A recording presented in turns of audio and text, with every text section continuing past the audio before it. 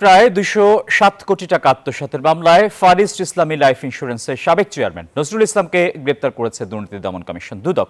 এদিকে বহুল আলোচিত সাবেক এলজিআরডি মন্ত্রী জাহাঙ্গীর কবির নানকের পিএ মাসুদুর রহমান বিপ্লবের বিরুদ্ধে মামলা করেছে সংস্থাটি।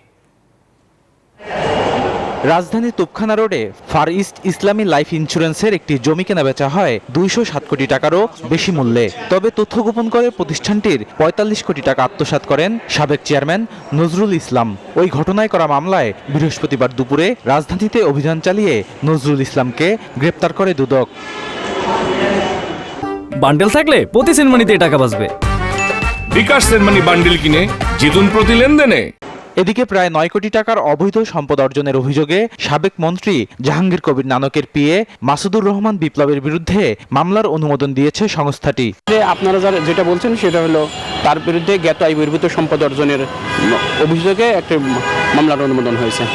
এদিন ঋণের নামে ন্যাশনাল ব্যাংকের প্রায় 500 কোটি টাকা আত্মসাতের অভিযোগে প্রতিষ্ঠানটির সাবেক ব্রাঞ্চ ম্যানেজার রফিকুল ইসলাম সহ 12 জনের বিরুদ্ধে মামলা করেছে দুদক।